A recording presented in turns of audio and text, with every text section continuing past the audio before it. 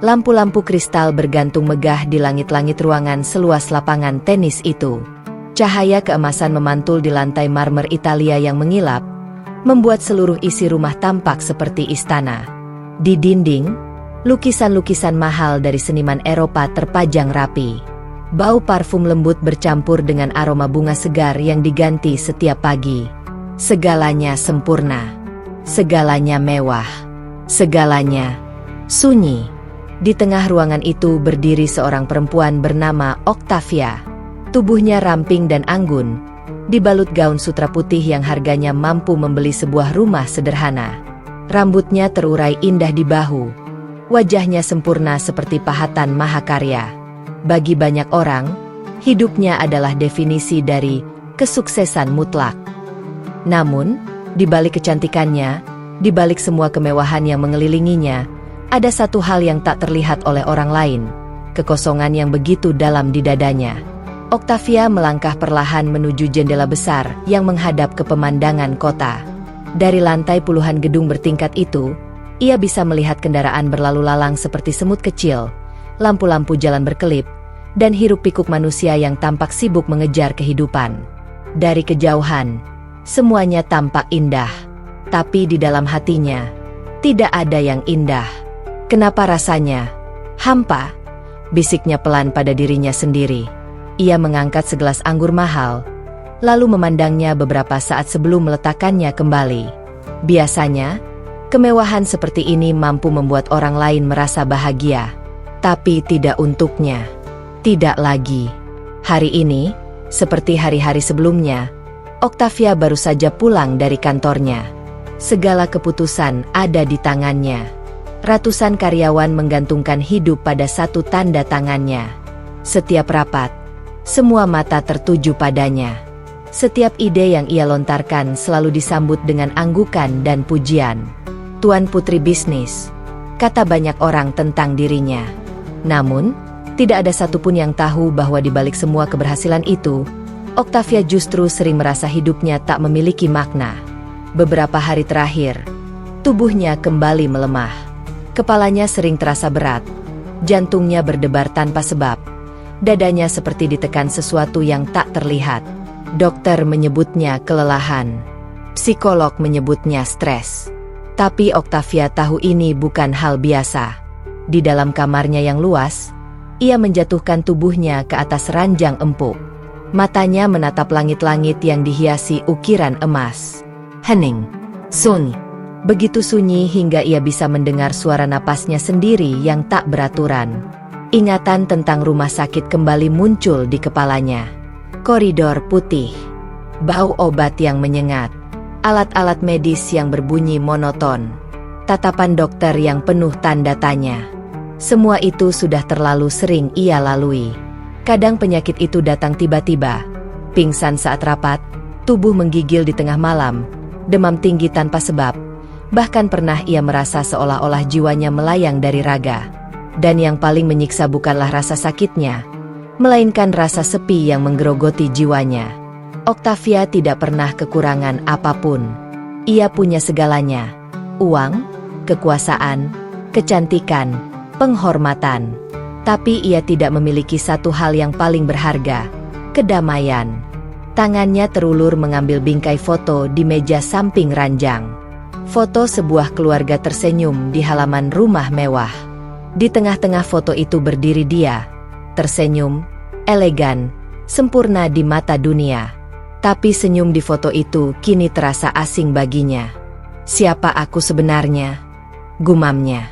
Air matanya perlahan menetes. 1 tetes, 2 tetes, hingga bibirnya bergetar menahan tangis. Di detik itu, untuk pertama kalinya, Octavia menyadari sesuatu yang sangat pahit. Dia adalah orang paling kesepian di antara orang-orang terkaya. Malam semakin larut. Dari jendela, Bulan purnama bersinar pucat. Angin berhembus pelan, menggoyangkan tirai putih yang menjuntai ke lantai. Suasana begitu tenang, tapi justru itulah yang membuat pikirannya semakin kacau. Ia bangkit dan berjalan ke balkon. Dingin malam menyentuh kulitnya, membuatnya sedikit menggigil. Dari jauh, terdengar suara tawa orang-orang di bar eksklusif milik salah satu rekan bisnisnya. Ada musik, ada pesta, ada hiruk-pikuk kehidupan. Tapi kenapa? Aku tidak ingin ada di sana, bisiknya sendiri. Selama ini, pesta dan kesenangan adalah dunianya. Tapi sekarang, semua itu terasa kosong. Seperti meminum air laut, semakin diminum, semakin haus. Ia memejamkan mata, mencoba menenangkan diri. Namun tiba-tiba, rasa nyeri menekan dadanya. Napasnya terasa berat, tangan kanannya gemetar. Tidak lagi, tolong, jangan lagi, lirihnya panik. Tubuhnya bersandar lemah di pagar balkon. Sekilas bayangan masa depan melintas di kepalanya. Meja operasi, kabel-kabel infus, wajah-wajah serius, dan dirinya yang terbaring tak berdaya. Ketakutan itu membuat air matanya kembali tumpah. Kalau kau ada di sana, bisiknya pada langit malam, kenapa hidupku terasa seperti ini? Tak ada jawaban, hanya sunyi yang menjawab. Beberapa saat kemudian, suara langkah sepatu terdengar mendekat. Asisten pribadinya menghampiri membuka pintu balkon dengan wajah panik. "Nona Octavia, apakah Anda baik-baik saja?" tanyanya cemas. Octavia mengangguk lemah. "Aku baik. Tinggalkan aku sebentar." "Tapi Nona, aku butuh sendiri," jawabnya pelan, namun tegas. Asisten itu pun pergi. Sekali lagi ia sendirian, ditemani bulan dan kesepian. Di dada Octavia, ada rasa yang tidak bisa ia jelaskan. Kerinduan pada sesuatu yang tak pernah ia kenal, namun terasa begitu dekat. Dalam keheningan malam itu, tanpa ia sadari, hatinya mulai membuka ruang kecil untuk sebuah pertanyaan yang kelak akan mengubah seluruh hidupnya. Mungkinkah ada jalan lain untuk menemukan kedamaian? Dan di sanalah, di balkon mewah yang sunyi itu, kisah besar hidup Octavia sebenarnya baru saja dimulai. Pagi itu, matahari bersinar lembut menembus kaca patri gereja yang tinggi menjulang. Cahaya warna-warni jatuh di bangku-bangku kayu panjang, membentuk bayangan indah di lantai. Suasana seharusnya terasa damai. Namun bagi Octavia, keindahan itu tak mampu menyentuh relung hatinya. Ia duduk di bangku paling depan, mengenakan gaun hitam sederhana yang kontras dengan kemewahan hidupnya. Rambutnya yang biasanya ditata sempurna kini hanya digelung asal. Wajahnya terlihat pucat, dengan lingkar hitam samar di bawah matanya karena malam-malam tanpa tidur. Tangannya saling menggenggam, menekan jemarinya sendiri. Sudah lama ia tidak datang ke gereja dengan perasaan seterdesak ini. Biasanya, kehadirannya di sini hanya formalitas, sebuah kewajiban bagi perempuan Katolik terpandang seperti dirinya. Tapi hari ini, ada sesuatu yang berbeda. Hari ini, Octavia datang dengan harapan terakhir. Ia memejamkan matanya, mengucap doa-doa yang telah ia hafal sejak kecil. Kata demi kata meluncur dari bibirnya, namun terasa hambar, seolah hanya formalitas tanpa jiwa. Ia memohon kesehatan, kedamaian, jawaban atas segala pertanyaan yang memenuhi pikirannya. Namun yang ia rasakan hanyalah kosong. Air matanya jatuh pelan membasahi pipinya. Ia segera mengusapnya agar tidak terlihat jemaat lain. Di sekelilingnya, orang-orang menunduk khusyuk. Wajah mereka tampak tenang. Beberapa tersenyum seolah telah menemukan apa yang mereka cari di dalam doa. "Kenapa hanya aku yang merasa seperti ini?" gumamnya dalam hati. Setelah ibadah selesai, seorang biarawan menghampirinya. Senyum hangat terukir di wajah laki-laki tua itu. "Octavia, sudah lama kau tidak terlihat di sini," katanya lembut. "Bagaimana kabarmu?" Octavia tersenyum kecil, senyum yang dipenuhi kebohongan. "Aku baik, Pastor." Namun sang biarawan bukan orang biasa. Ia bisa melihat kegelisahan di mata Octavia. Jika ada sesuatu yang mengganggu pikiranmu, kau bisa bercerita, ujarnya. Kata-kata itu terdengar seperti undangan, tapi juga ancaman bagi hatinya yang rapuh. Octavia terdiam sejenak. Ia ingin jujur. Ia ingin berteriak tentang rasa hampa yang terus mencekiknya. Tapi lidahnya terasa keluh. Aku hanya sangat lelah, jawabnya akhirnya. Biarawan itu mengangguk. Kadang kita memang lelah oleh dunia, tapi Tuhan selalu mendengar doa-doa yang tulus. Kata-kata itu seharusnya menenangkan, namun justru membuat hatinya bertanya lebih dalam. Jika Tuhan mendengar doaku, mengapa Dia membiarkanku sesakit ini? Hari-hari berikutnya, Octavia mencoba lebih mendekatkan diri pada keyakinannya. Ia menyumbang lebih banyak untuk gereja, membantu panti asuhan, menghadiri pertemuan rohani. Ia seolah ingin menebus kegelisahan batinnya dengan tindakan-tindakan lahiriah. Namun tubuhnya semakin lemah. Suatu sore, di tengah rapat penting bersama beberapa klien asing, tiba-tiba pandangannya menghitam. Suara-suara menjadi jauh dan samar. Dunia berputar, dan tubuhnya ambruk di depan semua orang. Octavia. Suara orang-orang terdengar kacau. Saat ia membuka mata, lampu putih rumah sakit kembali menyambutnya. Ini bukan pertama kalinya, tapi tetap saja rasanya seperti terjebak di mimpi buruk yang sama. Semua hasil pemeriksaan Nona Octavia normal, kata dokter di sebelah ranjangnya. Secara medis, tidak ada yang serius. Mungkin ini akibat tekanan mental atau kelelahan ekstrim. Tapi aku tidak merasa stres, bisik Octavia lemah. Justru yang ia rasakan adalah kebingungan dan kehampaan yang tidak berujung. Dokter hanya tersenyum simpati. Kadang, yang paling sakit bukan tubuh, tapi jiwa. Ucapan itu membuat Octavia terdiam lama. Jiwa. Kata itu bergema dalam pikirannya. Jiwa yang selama ini tak pernah ia rawat. Jiwa yang kelaparan tanpa ia sadari. Beberapa hari setelah kejadian itu, Octavia memutuskan mengunjungi salah satu lokasi proyek sosial yang ia danai. Proyek itu adalah pembangunan tempat penampungan untuk warga kurang mampu di pinggiran kota. Biasanya, ia hanya menerima laporan tanpa pernah datang langsung. Tapi anehnya, kali ini ada dorongan kuat di hatinya untuk melihatnya sendiri. Sebuah tempat yang jauh berbeda dari hidupnya. Di sana tidak ada marmer mengilap, tidak ada lampu kristal, tidak ada parfum mahal.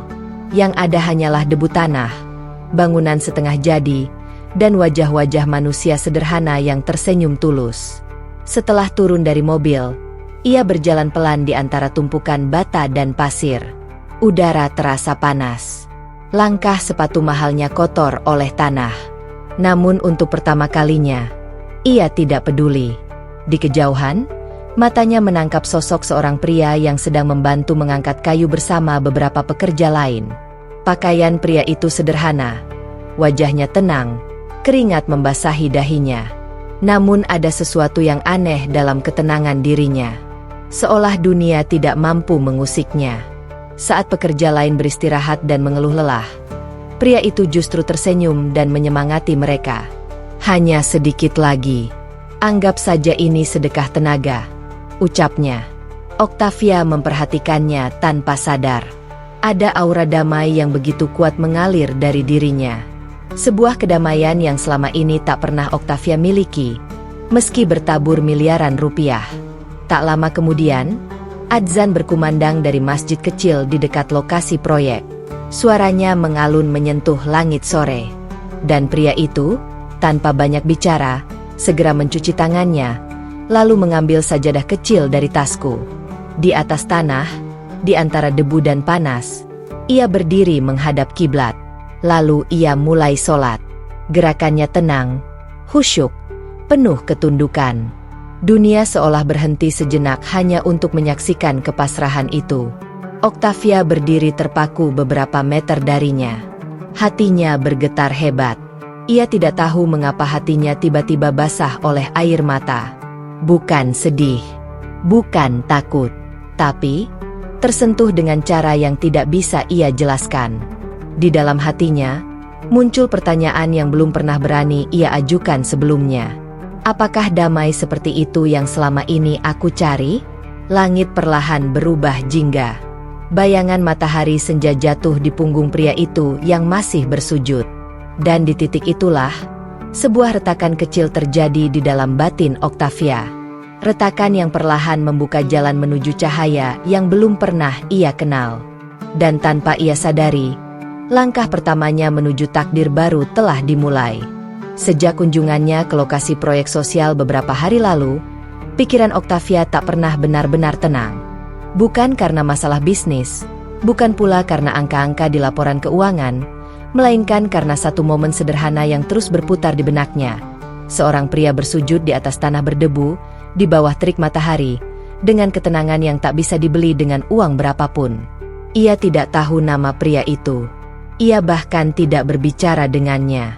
Namun ada sesuatu yang tertinggal kuat di hatinya setelah peristiwa itu. Sesuatu yang membuat tidur malamnya sedikit lebih nyenyak, dan pikirannya lebih jernih dari biasanya. Malam itu, untuk pertama kalinya setelah sekian lama, Octavia tidak terbangun dalam keadaan panik. Tidak ada mimpi buruk yang mengejarnya. Tidak ada sesak yang menekan dadanya. Saat ia membuka mata, langit-langit kamarnya masih tampak asing dan mewah, tapi perasaannya berbeda. Ada ketenangan tipis yang belum pernah ia rasakan sebelumnya. Kenapa aku merasa lebih ringan? Gumamnya lirih sambil menatap jemarinya sendiri. Ia bangkit perlahan dan berjalan menuju jendela besar di kamarnya. Kota masih terlelap di balik kabut pagi.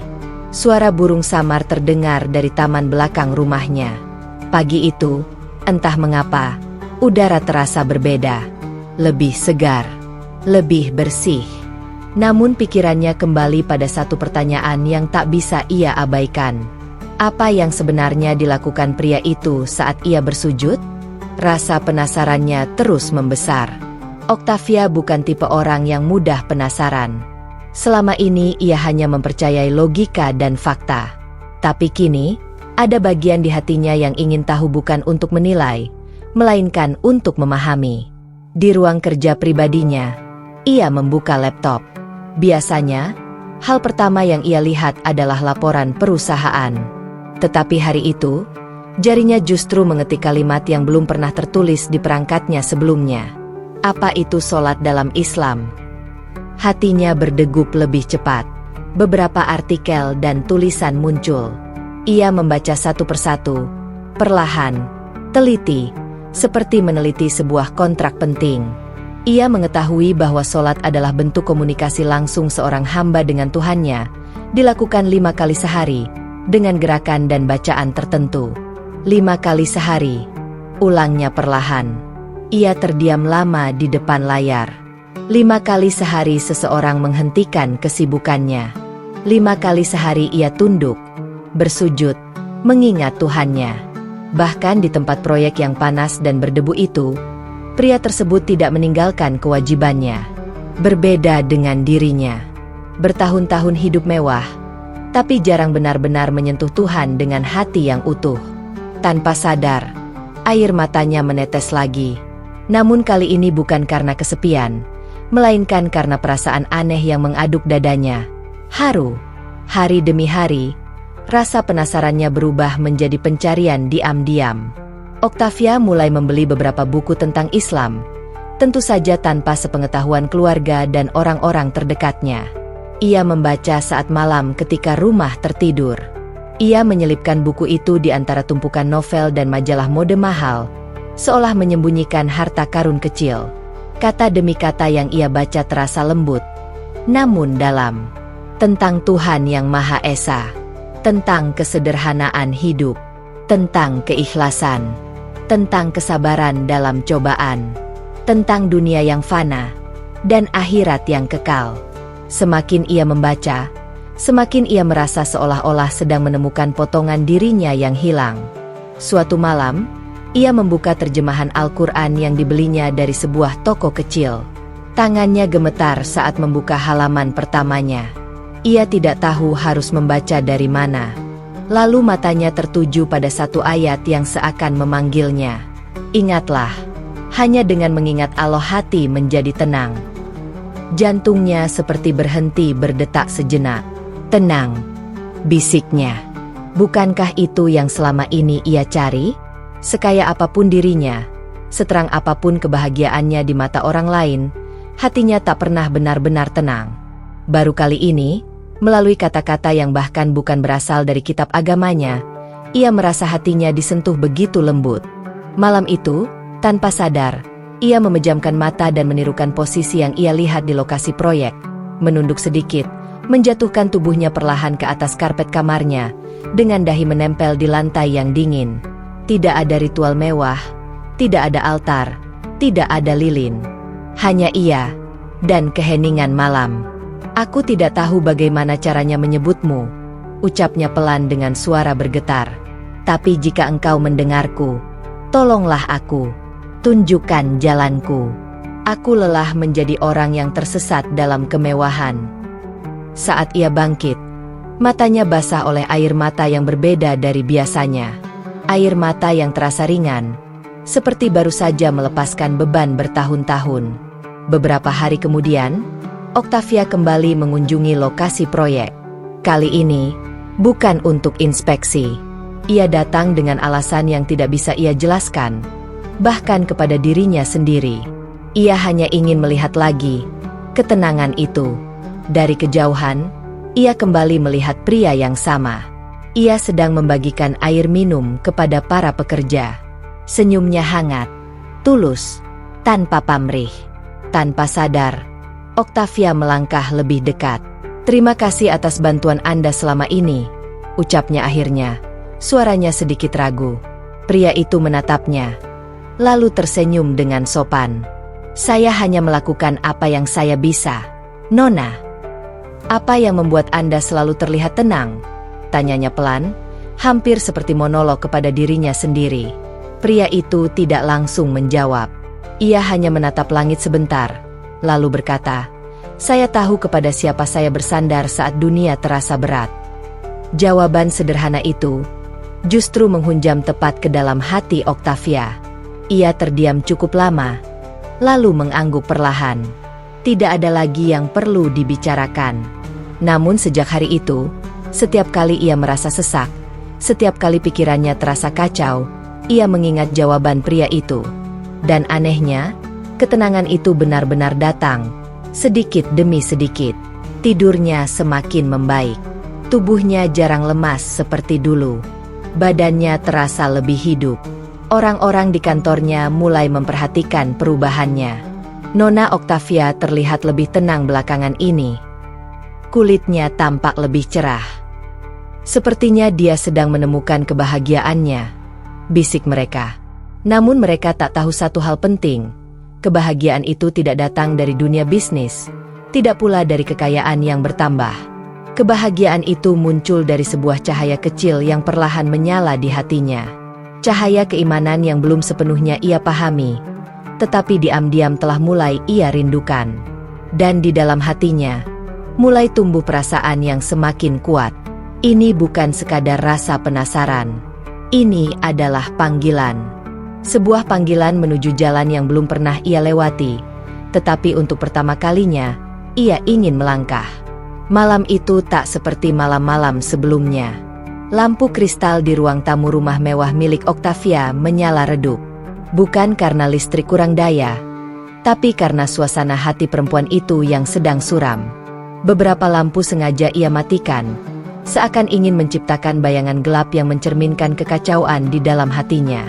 Octavia duduk sendirian di sofa panjang berwarna putih gading. Di depannya, ada secangkir teh yang sudah dingin. Tangannya gemetar, bukan karena cuaca, tapi karena pergumulan batin yang tak ada habisnya. Hari itu ia baru saja pulang dari sebuah pertemuan penting dengan rekan bisnisnya.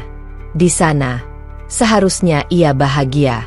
Perusahaan kosmetik yang ia rintis semakin besar.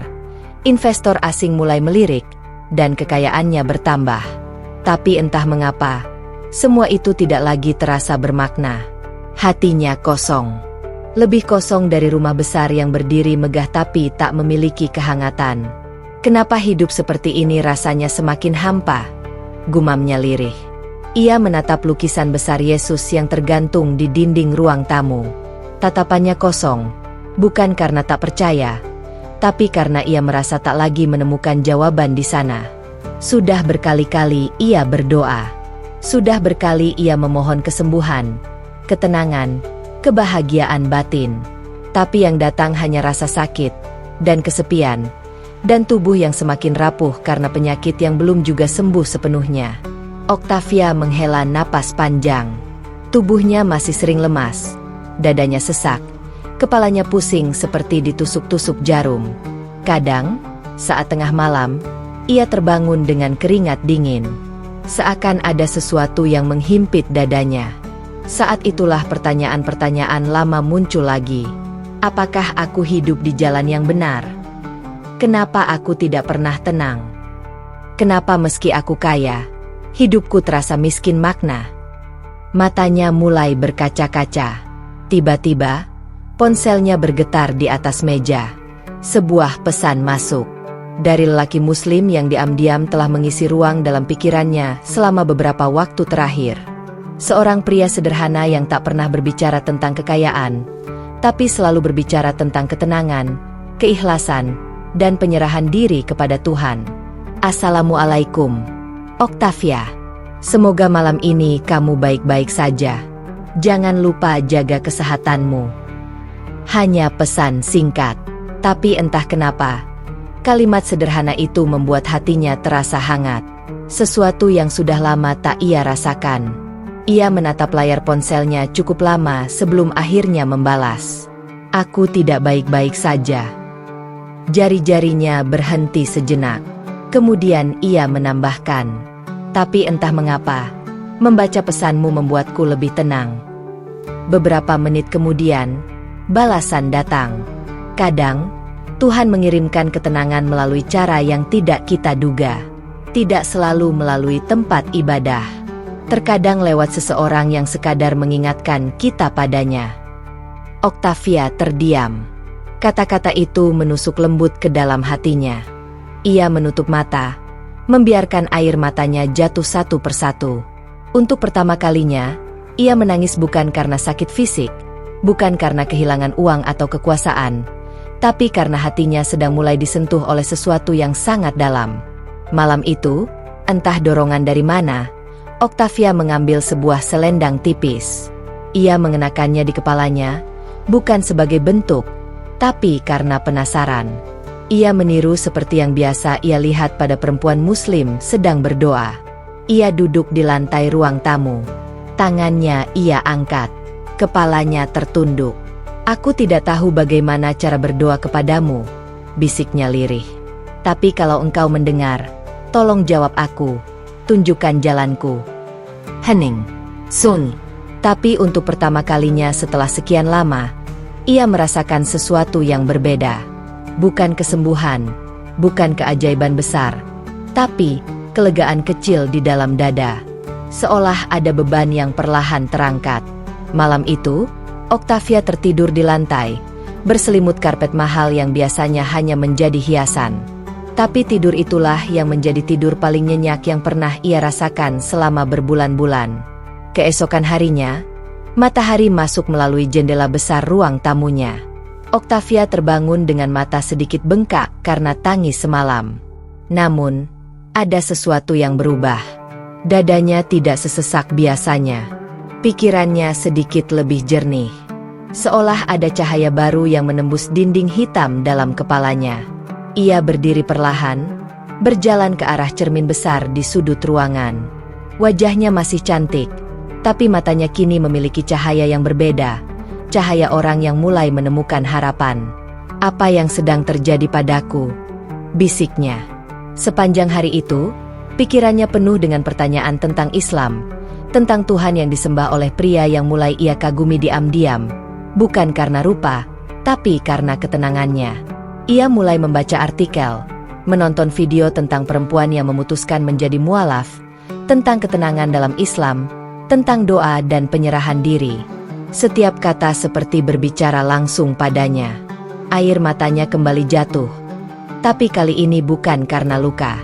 melainkan karena tersentuh oleh kebenaran yang selama ini terasa asing, namun sekaligus begitu dekat di hati. Namun di balik semua itu, sebuah ketakutan besar mulai muncul. Apa yang akan dikatakan keluargaku? Apa yang akan terjadi pada bisnis-bisnisku?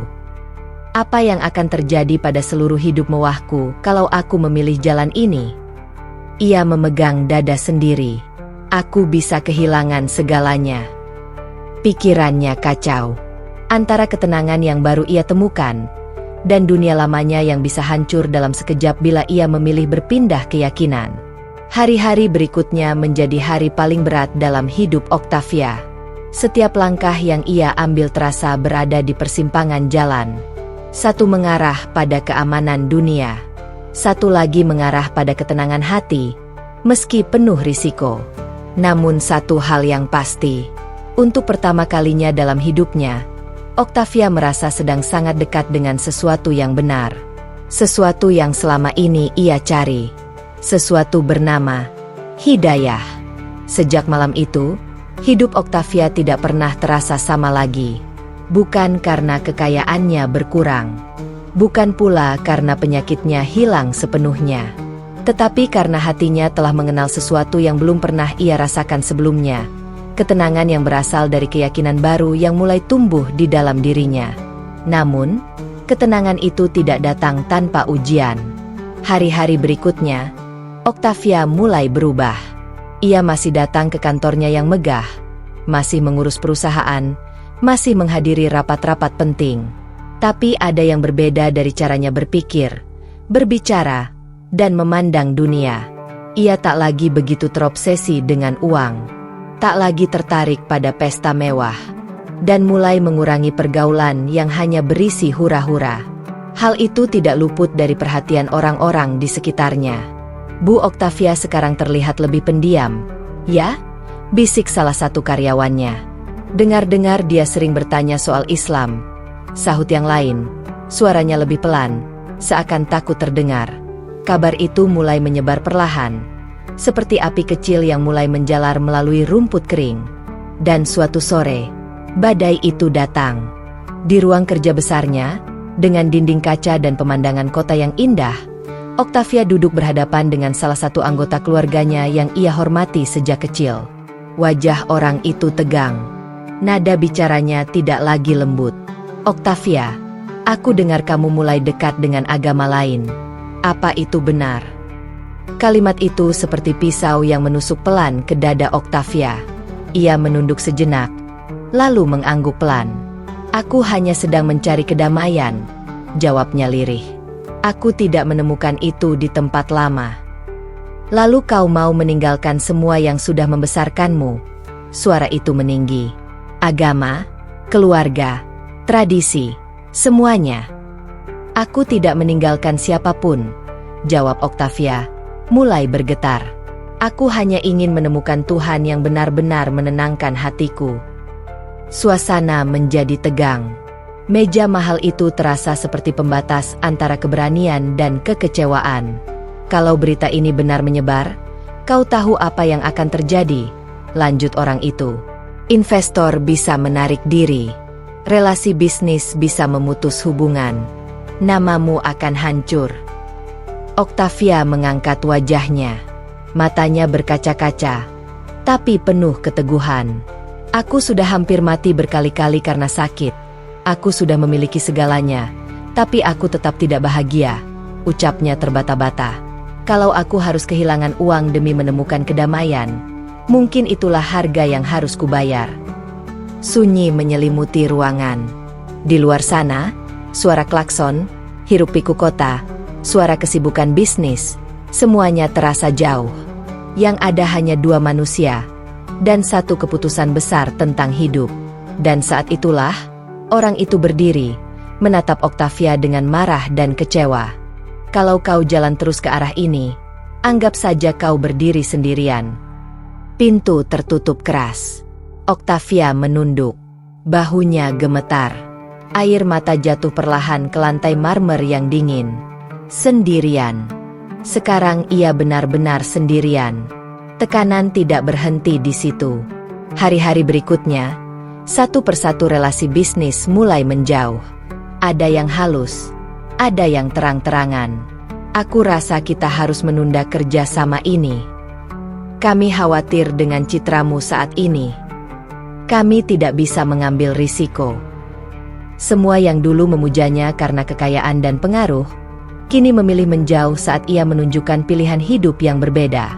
Dan puncaknya terjadi suatu malam. Di kamarnya yang luas, di atas ranjang empuk bernilai ratusan juta, Octavia malah berlutut di lantai. Tubuhnya kembali terasa lemah. Napasnya berat. Kepalanya berdenyut hebat. Penyakitnya kambuh. Ia bahkan sempat gemetar ketakutan. "Tidak, jangan sekarang," bisiknya panik. Dalam kondisi setengah sadar, yang terlintas di pikirannya bukan lagi dokter, bukan rumah sakit terbaik, bukan obat mahal. Yang terlintas di benaknya hanyalah Allah. Dengan sisa tenaga, ia berbisik terbata-bata. "Jika engkau benar-benar ada, jika jalan ini benar, tolong aku." Air matanya mengalir deras. Tangannya mencengkeram lantai. "Aku tidak ingin hidup hanya untuk harta. Aku ingin tenang. Aku ingin mengenalmu." Tangisannya pecah. Hatinya serasa ditumpahkan di hadapan Tuhan yang baru ia kenal namanya. Dan dalam keputusasaan itu, sesuatu yang aneh terjadi. Napasnya perlahan menjadi lebih teratur. Denyutan sakit di kepalanya mulai mereda. Tubuhnya masih lemah, tapi rasa panik itu berangsur hilang. Seolah ada tangan tak terlihat yang menyentuh kepalanya dengan lembut. Sejak malam itu, keimanan di hati Octavia semakin kuat. Ia tidak lagi hanya penasaran. Ia mulai percaya. Beberapa hari kemudian, ia mengambil keputusan besar. Ia menghubungi pria Muslim yang selama ini menjadi pendengar setianya. "Aku sudah memikirkan semua risikonya," ucapnya pelan di telepon. "Aku bisa kehilangan segalanya, tapi entah mengapa, aku tidak takut lagi. Karena ketika seseorang mulai merasa dekat dengan Tuhan yang benar, dunia yang dulu tampak besar akan terasa kecil," jawab sang pria. Octavia tersenyum di balik air mata. "Aku ingin menjadi seorang muslimah." Kalimat itu keluar dari bibirnya dengan gemetar, namun penuh keyakinan. Di detik itu, ia tahu hidupnya tak akan pernah kembali seperti semula. Entah berapa banyak yang akan menjauh, entah berapa banyak yang akan membenci, entah bagaimana masa depannya. Namun untuk pertama kalinya dalam hidupnya, Octavia merasa dirinya benar-benar hidup. Dan di bab berikutnya, dunia akan benar-benar runtuh di sekelilingnya saat keputusan ini mulai diketahui semua orang. Namun di tengah runtuhan itu, sebuah cahaya baru akan membimbing langkahnya. Cahaya keimanan. Langit sore itu mendung, seakan ikut merasakan kegelisahan di hati Octavia. Angin berembus pelan melewati tirai jendela kamar besarnya, menggerakkan kain halus seperti tangan tak terlihat yang mencoba mengusap kesedihannya. Octavia berdiri di depan cermin. Wajahnya pucat, matanya sembab, tapi ada cahaya yang belum pernah ada sebelumnya.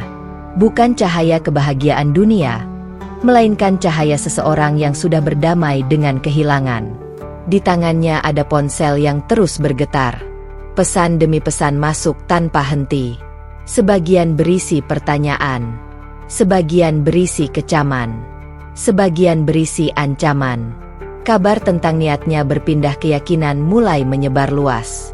Tidak ada yang tahu dari mana beritanya bermula. Tapi kecepatan kabar itu menyebar jauh lebih cepat dari yang bisa ia bayangkan.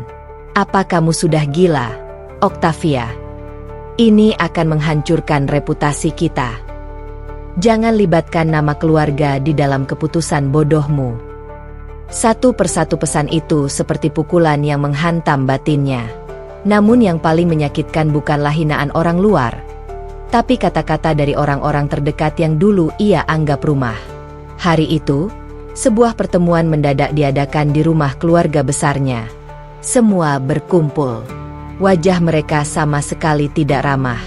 Tidak ada senyuman. Tidak ada pelukan. Yang ada hanya kemarahan dan kekecewaan. "Octavia, katakan ini hanya rumor. Suara salah satu dari mereka terdengar tegang. Katakan kau tidak akan meninggalkan imanmu. Semua mata tertuju padanya. Octavia berdiri di tengah ruangan itu. Ia tampak kecil di antara mereka. Padahal selama ini dialah yang paling berkuasa, paling kaya, paling ditakuti. Tangannya gemetar. Napasnya naik turun. Tapi hatinya sudah mantap. Aku tidak bermaksud menyakiti siapapun, ucapnya lirih. Aku hanya ingin hidup dalam kebenaran yang kutemukan sendiri. Kebenaran? Bentak seseorang. Kau menghina ajaran yang sudah kita yakini turun-temurun. Air mata jatuh dari mata Octavia. Aku tidak menghina. Aku hanya mengikuti panggilan hatiku.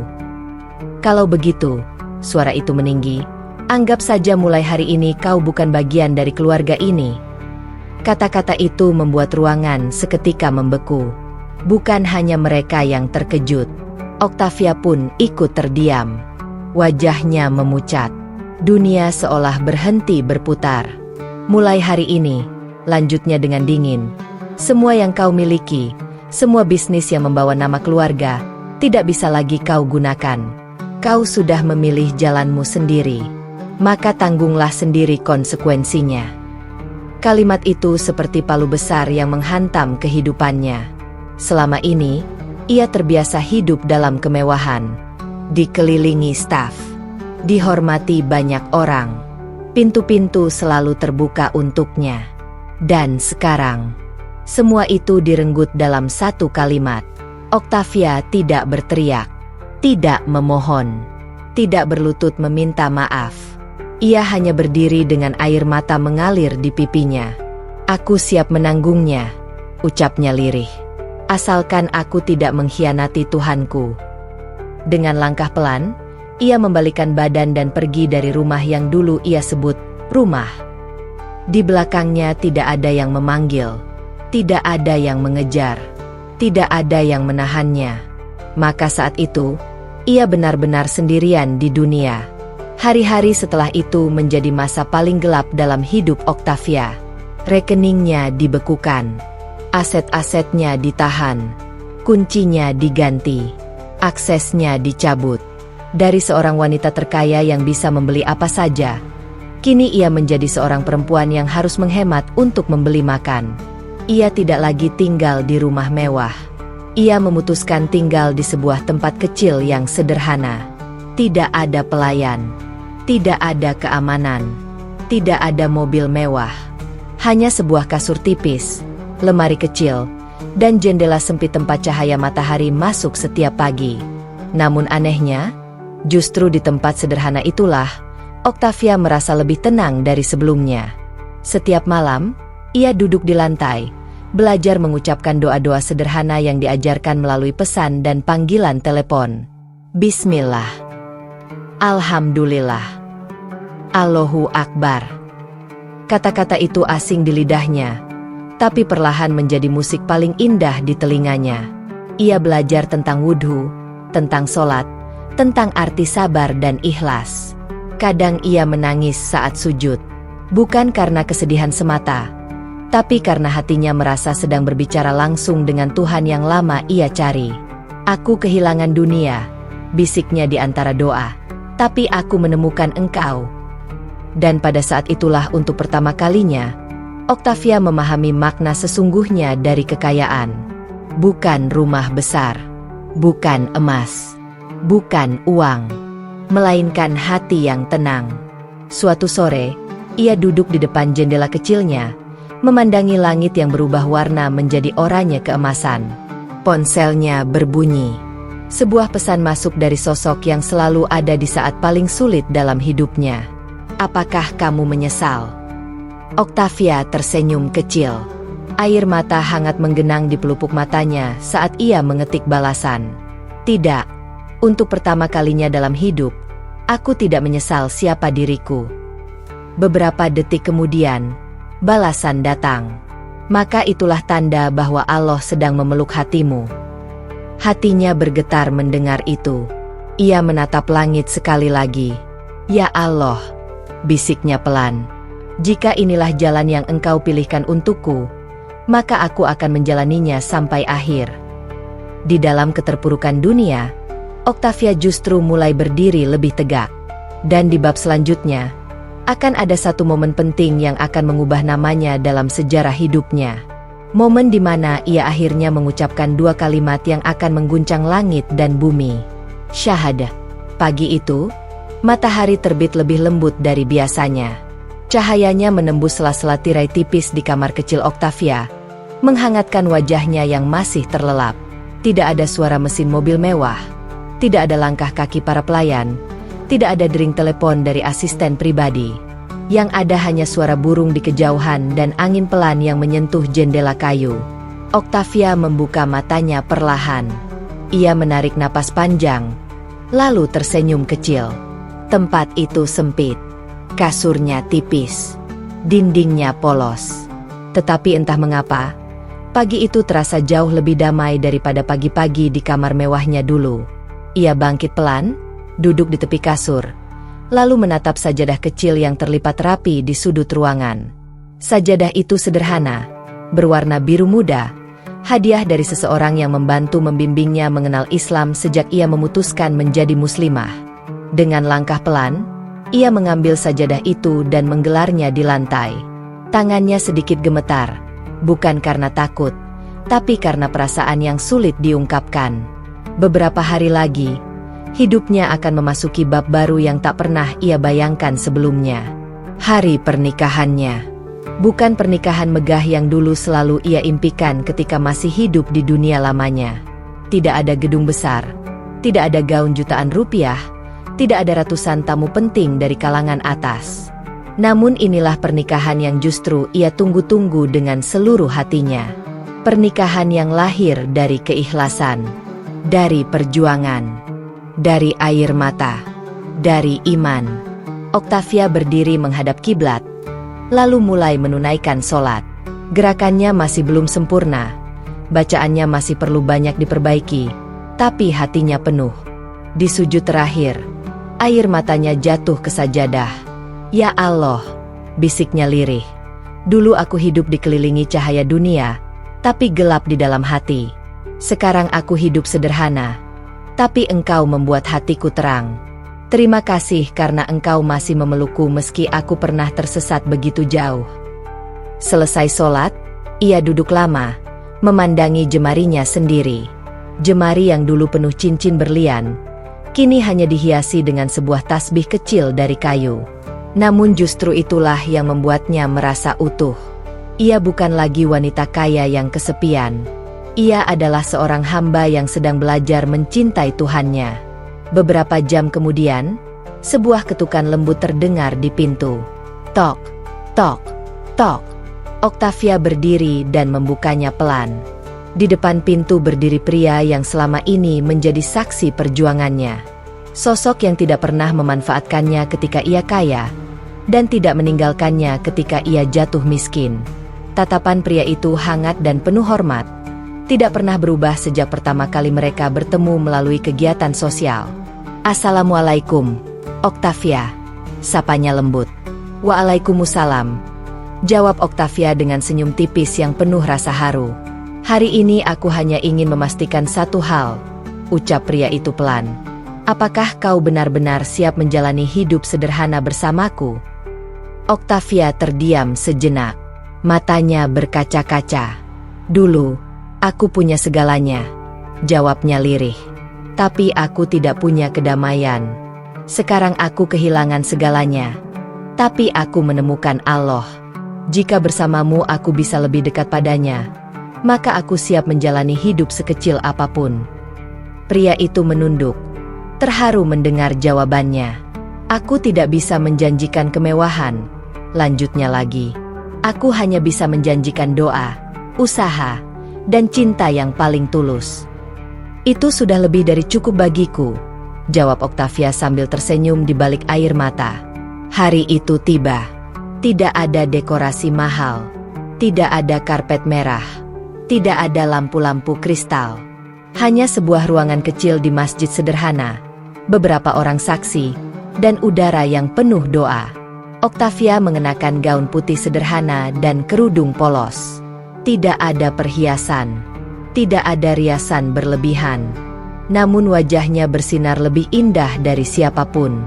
Saat ia duduk di sana, menunggu akad dilangsungkan, pikirannya melayang ke masa lalu. Tentang kehidupan mewahnya, tentang pesta-pesta besar, tentang orang-orang yang hanya datang karena hartanya, tentang rasa sepi yang selalu mengikutinya kemanapun ia pergi. Lalu ia menatap sajadah kecil di dekatnya dan mengingat malam-malam saat ia menangis sendirian, memohon petunjuk kepada Allah. Beginikah rasanya hidup dalam kebenaran? Batinnya, air mata haru kembali mengalir. Bukan karena sedih, tapi karena akhirnya ia sampai di sini. Kalimat ijab kabul pun terucap, lantang, tegas, penuh keyakinan. Saat dinyatakan sah, dunia seolah berhenti sejenak. Octavia menutup wajahnya, terisak bahagia. Inilah tangisan paling indah yang pernah keluar dari hatinya. Tangisan seorang perempuan yang dulu hidup dalam gemerlap dunia, dan kini bahagia dalam naungan iman. Segelintir orang yang hadir ikut meneteskan air mata. Mereka menyaksikan sendiri bagaimana seorang perempuan rela meninggalkan segalanya demi keyakinan dan cinta yang tulus karena Allah. Setelah akad, pria itu menatapnya dengan penuh cinta dan hormat. Sekarang kau bukan hanya istriku, ucapnya pelan, tapi juga saudara seimanku. Octavia tersenyum. Dan kau bukan hanya suamiku, balasnya lirih, tapi jawaban dari doa-doaku yang paling ingin kupanjatkan. Langit terasa lebih cerah hari itu, seolah seluruh alam ikut mendoakan kebahagiaannya. Hari-hari setelah pernikahan mereka berjalan sangat sederhana, namun penuh makna. Octavia ikut membantu di dapur kecil. Ia menyapu lantai sendiri. Ia mencuci pakaiannya sendiri. Semua hal yang dulu tidak pernah ia lakukan. Tidak ada rasa malu. Tidak ada rasa hina. Yang ada justru rasa syukur. Sungguh, hidup di jalan Allah memang tidak selalu mudah, tetapi selalu penuh makna. Dan dari wanita yang dulu dikenal sebagai pengusaha kaya raya yang sempurna, kini Octavia mulai dikenal sebagai perempuan yang memilih Allah dibanding dunia. Kisahnya mulai menyebar, bukan melalui media besar, bukan melalui berita sensasional, tapi dari mulut ke mulut orang-orang kecil yang terinspirasi oleh keteguhan hatinya. Banyak yang mulai bertanya, banyak yang ingin belajar, banyak yang ingin menemukan kedamaian seperti yang ia temukan. Namun, perjalanan Octavia belum berakhir. Di bab berikutnya dan terakhir, akan ada satu peristiwa besar yang menguji keikhlasannya sekali lagi. Saat masa lalunya kembali. Namun kali ini, Octavia sudah bukan perempuan yang sama lagi. Pagi itu matahari terbit dengan cara yang berbeda bagi Octavia. Bukan karena cahayanya lebih terang, bukan pula karena langit tampak lebih biru. Namun karena kali ini, saat cahaya pertama menyusup masuk melalui jendela kayu rumah kecilnya, Octavia sudah duduk bersimpuh di atas sajadah lusuh, menghadap kiblat, dengan air mata yang menetes pelan di pipinya. Ia baru saja menyelesaikan salat subuhnya. Di ruangan yang hanya berisi kasur tipis, lemari sederhana, dan rak kecil tempat menyimpan Al-Quran, Octavia tersenyum sambil terisak. Dulu ia bangun di atas kasur mahal dengan spray sutra, dikelilingi perabot mewah bernilai miliaran rupiah. Kini ia bangun di atas tikar tipis, beralaskan sajadah yang mulai pudar warnanya. Namun, ia belum pernah merasa setenang ini seumur hidupnya. Ya Allah, akhirnya aku menemukan rumahku, bisiknya lirih. Tangisnya bukan lagi karena sakit, bukan karena penderitaan, bukan karena kehilangan harta. Tangisnya adalah tangis syukur. Tangis yang selama ini tak pernah bisa ia keluarkan ketika masih dikelilingi kemewahan. Kadang, ketika duduk di beranda kecil menghadap jalan sempit, Octavia terdiam mengenang masa lalunya. Gedung-gedung mewah yang pernah ia miliki, para karyawan yang selalu menunduk hormat, deretan mobil mahal yang siap mengantarnya kemanapun. Semuanya kini terasa seperti mimpi yang sangat jauh. Dulu, semua orang memanggilnya Ibu Direktur, Nyonya Besar, Ratu Bisnis. Kini, Orang-orang di sekitarnya hanya memanggilnya simpel, Bu Octavia. Tak ada hormat berlebihan, tak ada sikap menjilat, tak ada kepentingan tersembunyi. Namun justru itulah yang membuat hatinya tenang. Ia menyapu halaman kecilnya sendiri setiap pagi, menyiram tanaman cabai yang ditanam di depan rumah, menyiapkan air hangat untuk orang yang kini menjadi suaminya. Ia belajar menjadi istri sederhana, sesuatu yang dulu tak pernah ia bayangkan. Dulu ia dibantu puluhan pembantu. Kini tangannya sendirilah yang menata hidupnya. Namun tidak ada penyesalan di wajahnya. Yang ada hanyalah kedamaian. Hal yang paling membuat Octavia terharu adalah perubahan pada tubuhnya. Dulu, ia hampir tak pernah terbebas dari rasa sakit. Migrain parah, sesak dada, nyeri sendi, gangguan tidur, kecemasan berlebihan. Sudah berbagai dokter terbaik ia datangi, berbagai pengobatan alternatif ia coba. Namun tak satu pun benar-benar menyembuhkannya. Anehnya, sejak ia bersujud kepada Allah, sejak ia mulai rutin sholat, berwudu, membaca Al-Quran, rasa sakit itu perlahan menghilang. Bukan tanpa bekas. Kadang nyeri itu masih datang, tetapi tidak lagi menguasainya. Kini, jika sakit datang, ia hanya tersenyum dan berkata, "Ini cara Allah mengingatkanku agar tetap rendah hati." Ia tak lagi mengandalkan obat-obatan mahal. Ia mengandalkan doa. Dan ternyata, doa jauh lebih kuat dari semua resep dokter yang pernah ia miliki. Perubahan hidup Octavia menyebar perlahan. Dari para tetangga mula-mula hanya berbisik, lalu mulai bertanya, lalu mulai datang sambil membawa masalah hidup mereka. Ada yang datang menangis karena rumah tangganya rusak. Ada yang bingung karena bisnisnya bangkrut. Ada yang merasa hidupnya kosong walau memiliki segalanya. Mereka datang ke rumah kecil itu dengan heran. "Ibu, bagaimana bisa hidup berubah seperti ini?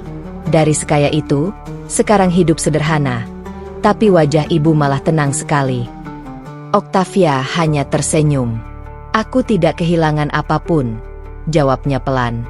"Justru aku baru menemukan semuanya." Lalu ia bercerita tentang pencariannya, tentang kehampaan yang dulu menggerogoti hatinya, tentang kelelahan mengejar dunia, tentang rasa sakit yang datang silih berganti, tentang bagaimana iman datang dengan ketenangan yang tidak bisa dibeli oleh uang sebanyak apapun. Banyak yang pulang dengan mata sembab, banyak yang pulang dengan hati terguncang, banyak yang mulai mencari Tuhan mereka dengan cara baru. Tanpa berdakwah secara keras, hidup Octavia sendiri telah menjadi dakwah paling kuat. Pernikahan Octavia bukan pernikahan penuh pesta mewah seperti yang pernah ia bayangkan di masa lalu. Tidak ada gedung megah, tidak ada ribuan tamu, tidak ada gaun jutaan. Ia hanya mengenakan kebaya sederhana berwarna putih. Di sampingnya, pria Muslim yang ia pilih menjadi imam hidupnya menggenggam tangannya dengan penuh hormat. Air mata jatuh di pipinya saat ijab kabul terucap. Bukan karena haru semata, tetapi karena ia tahu, ia telah menikah bukan hanya dengan seorang pria. Ia menikah dengan jalan hidup yang baru, jalan iman. Setelah akad, ia sujud lama sekali, menempelkan dahinya di lantai. Orang-orang mengira ia pingsan karena terlalu lelah. Padahal yang sebenarnya terjadi adalah ia terlalu berterima kasih pada Tuhan. Suatu malam yang sunyi, Octavia menulis sebuah surat. Surat itu tidak ditujukan kepada satu orang pun, melainkan kepada semua orang yang mungkin suatu hari membacanya. "Aku, Octavia, pernah memiliki segalanya menurut ukuran dunia. Uang, kekuasaan, kenyamanan, kemewahan. Namun aku tidak memiliki satu hal yang sangat penting, kedamaian. Aku mengorbankan kekayaan, citra, dan masa laluku bukan karena terpaksa.